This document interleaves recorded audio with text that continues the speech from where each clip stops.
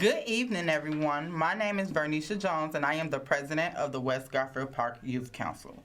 And we believe that we are the solution to the issues in our community. Our theme is nothing with us, without us. The West Garfield Park Youth Council is sponsored by Fathers Who Care, which is a nonprofit organization located on the west side of Chicago within the West Garfield Park community. Again, everyone, I'm Vernisha Jones, and I am the president of the West Garfield Park Youth Council. The West Garfield Park Youth Council is comprised of young people from our community whose focus and concern is the youth leadership and voice within the community to reduce senseless violence and legal substance use. We invite people from all over, especially young people, to come in and see what we're all about.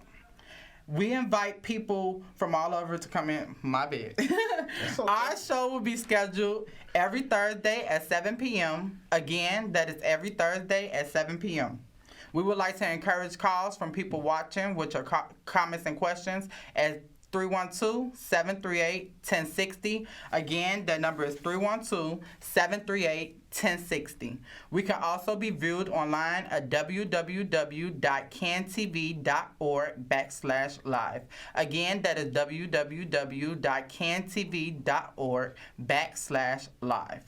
Well, everyone, I would like to introduce my guest. This is Mr. Reginald Summarize, the president and CEO of Lead Pursuer Youth and Family Services. Thank you, Mr. Summarize, for being a guest on tonight's show. Oh, well, thank you for inviting me. No problem.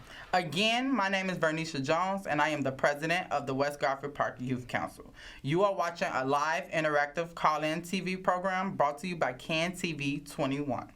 During the next 25 minutes, we are going to discuss mental health and young people. You cool with that?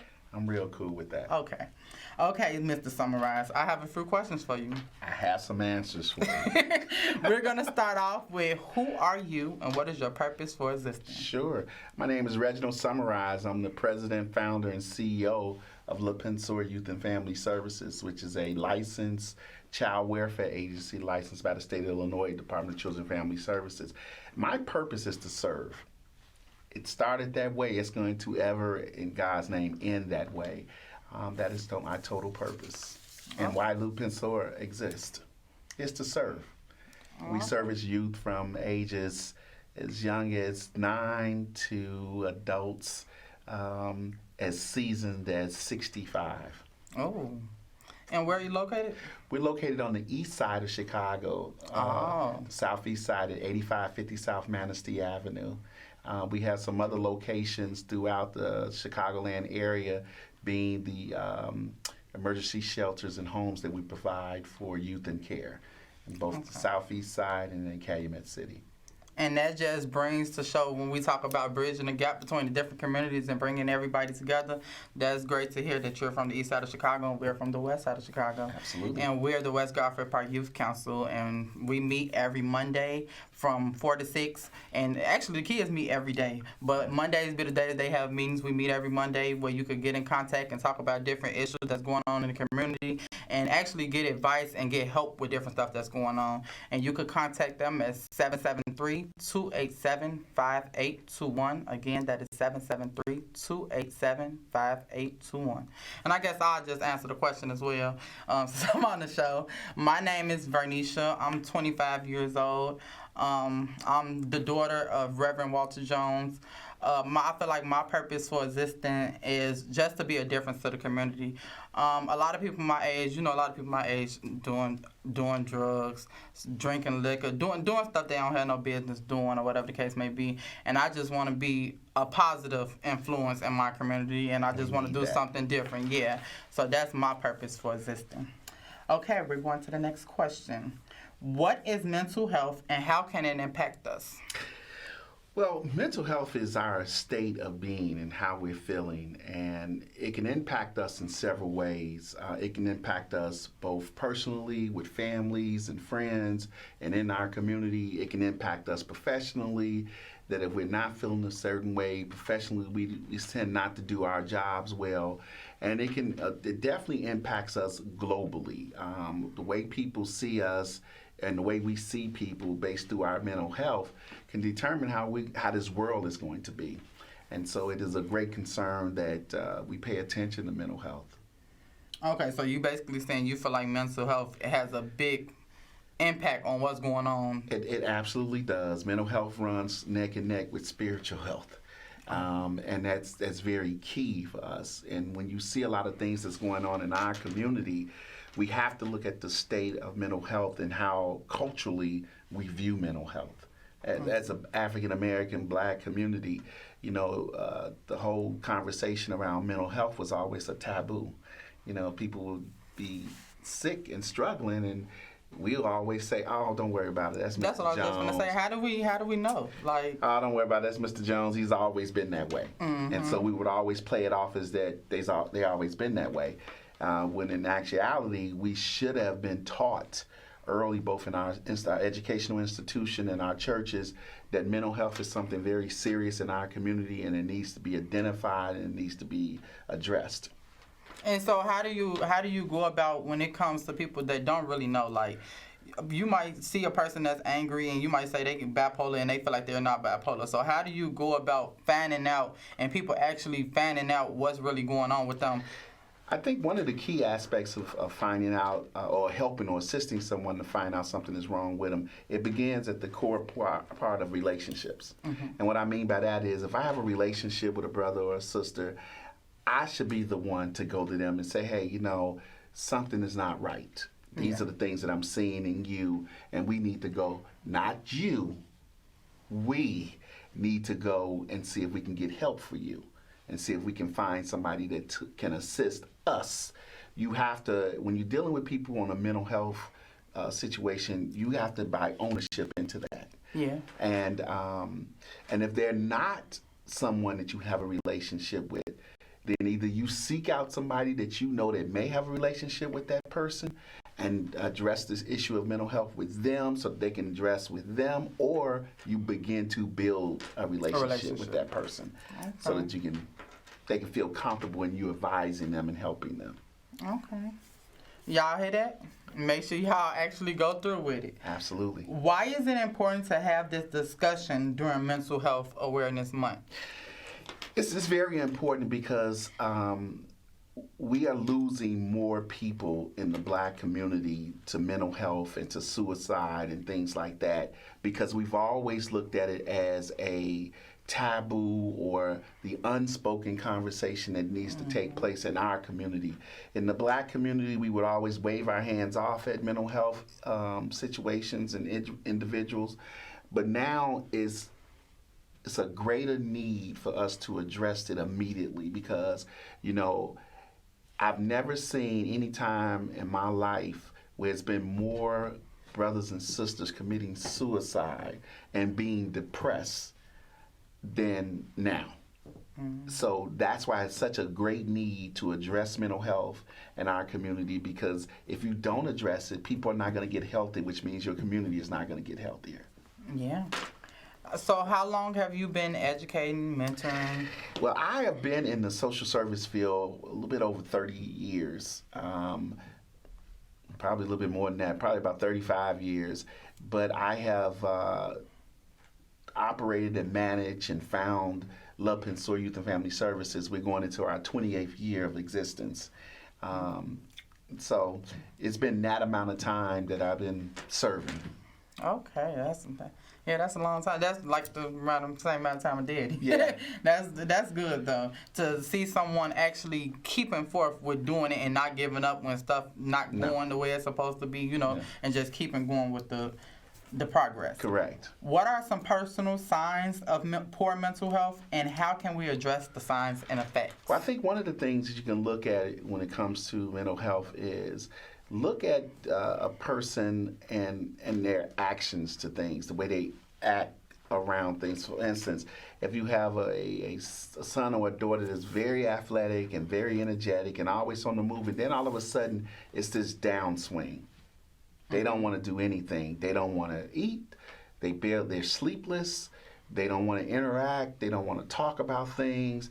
You just see them wanting to be isolated and in their rooms or isolated someplace else in the house. then that's kind of a heads up that that person, you need to have a conversation around how they're feeling, spiritually and mentally, what's going on with them. You want to engage them. They may not tell you right off, but eventually you got to keep at it. Mental health is one of those things that you can't give up the conversation on. You have to keep on and engaging them. So if you have a person, like I said, that's very energetic and athletic, and all of a sudden they go down and it's nothing, you see these odd swing moves of eating where they're not eating or they're overeating. Those are signs also. Just sporadic anger, just going off. You need to look at that, and you need to think about that might be more than what it is on the surface. Yeah. Okay. Why is it so difficult for young people and African Americans in general to discuss these different topics? Because of our culture. We've always been a culture of we're gonna cover this up, we're gonna hide this, we're gonna denial. Yes, that grandma, ain't nothing wrong with grandma. Oh, my daddy just tripping. We've always been that type of culture, and we need to kind of revisit that and think about those things. Should not exist in our culture. We should be open. Mental health is not something that we should be ashamed of. Mental health is something that we should recognize and look at as saying, that person is showing me that they need help. And if they're showing me, I should help them. It shouldn't be like, girl, I don't care, he crazy. That's our favorite thing. He just crazy. No, it's not just he just crazy. There's some things that are going on and he needs support. So therefore, we probably need to get more people that's comfortable with talking to people. And we need to have these conversations on every level about mental health in our churches, in our schools, in our social service agencies, in our block parties and block clubs.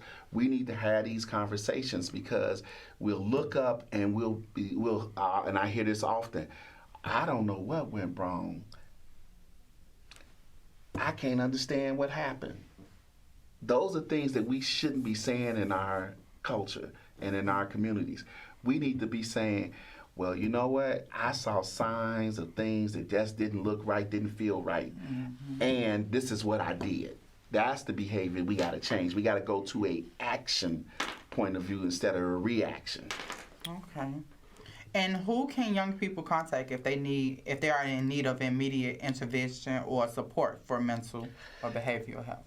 I think people, especially young kids and young adults and youth, sometimes it's difficult, and you'll hear commercials and you hear people say, well, you just pick up the phone and dial 312, help me.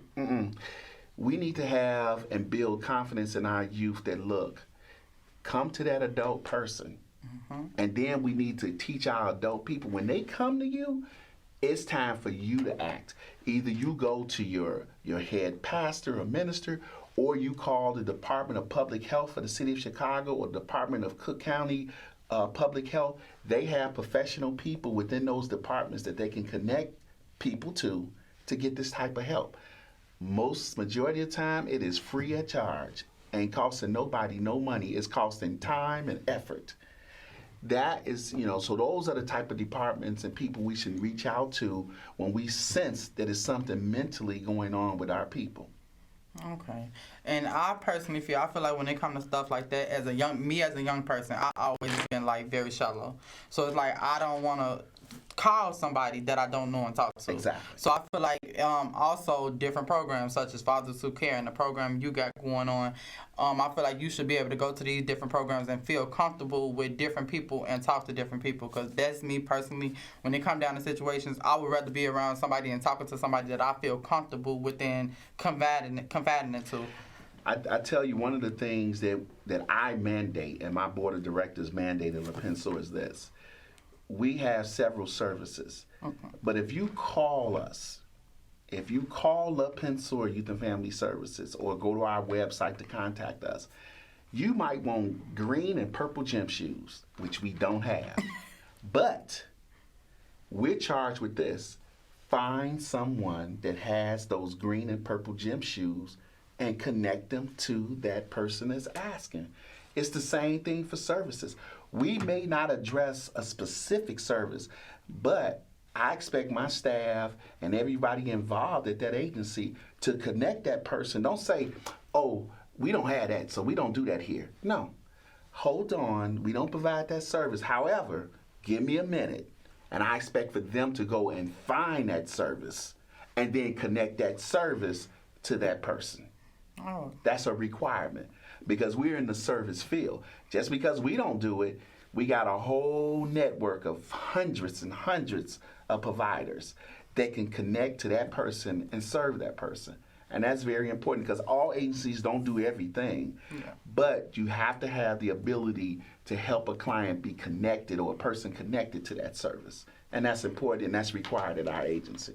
Oh. So if you guys call 773-375-8637, and that's La Pinson Youth and Family Services, and if it's a service that we'll provide, you'll get it. If it's not, we will connect you to that provider so you can get that service. And also, Fathers Who Care is the same way with the situation as far as connecting you with people if you need help, or if you could just go to them as far as fathers or whatever the case may be, youth needing help, you could contact them at 773-287-5821, and you could ask about the different information, or you could either go on the website at westgarfieldparkyouthcouncil.com. Okay, what is the difference between mental and behavioral health? Behavioral health is the way that you behave, as far as your well-being. And mental health deals with or addresses your overall well-being. So you look at one and you say, well, mental health kind of looks at the overall picture, and then behavior is what you are doing to affect your mental health. And, both are very important, and we need to always look at both of them. And address both of them.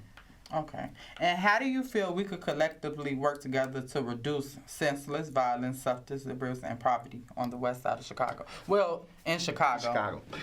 I think one of the things we have to do is that we have to get better at actually working together and using each other's resources, and also not being afraid to, in our culture, in our communities, we know that it's Ms. Jones's grandson that's doing things that they shouldn't be doing in our community. Well, sometimes we need to engage Ms. Jones and have a conversation with Ms. Jones, and then Ms. Jones might say, you know what, I've been waiting for you because I told my grandson that if somebody ever came to me and wanted to help us, that I wanted him to listen. And you might be the change in that person, that young man's life, that would not only save him, but help you save the community. So in other words, we can't be afraid to engage our neighbor. We can't be afraid to have that conversation. And sometimes the conversation will go left and it'd be like, why are you in my family business? Your family business is my business because we all live in the same community. And we got to make that attempt, and I'll say this, I was told a long time ago by a legislative aide that, you have not because you ask not. So we got to teach our people that not only ask for help, and then you will get help, but receive it. And I feel like that's one of the biggest problems we have in our community now, where it's not where you can go and just say something to a person without people being offended about you saying something or feeling like you're coming and trying to dictate their life or whatever the case may be. So I feel like that's something we really need to work on as far as our community and being back family and being able to talk to each other. We do. Okay, if someone is watching and in need of a contact with you, how can they reach you? They can reach me at 773-375-8637, or they can go to www.lepenseur.org. That's www.lepenseur.org. And for people that's maybe just now tuning in, can you explain to them what your program is? Sure. La Pinson is a licensed child welfare agency, and we do various services from mentoring and tutoring to some mental health. We do job training and placement services, and we do housing and case management services on an emergency shelter basis for youth in care for the state of Illinois. I suggest to people to contact us if you're in need of whatever type of services. Like I said earlier in this broadcast, that if we can't provide it for you, we are going to find the people that can. Okay, and if you could leave one last thing to somebody watching, what would it be? I would say this: don't be afraid to talk about mental health issues in your family.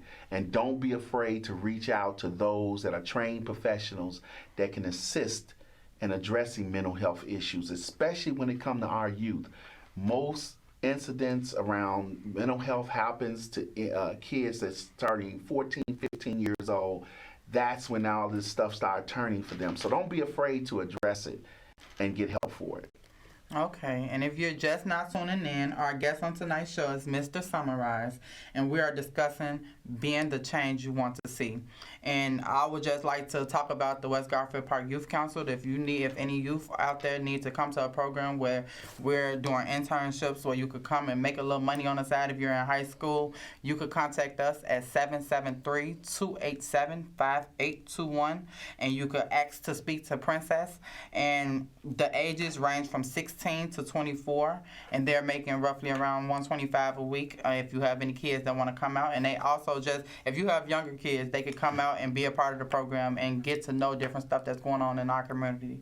And that's pretty much it. And so we'll have to get back together and do another show to discuss more stuff. I actually enjoy everything that you talked about. This is my first time hearing about your program, and I would like to know more about it in depth. So I'm going to actually, get in contact with going on your website to seeing what you got going on the east side of Chicago.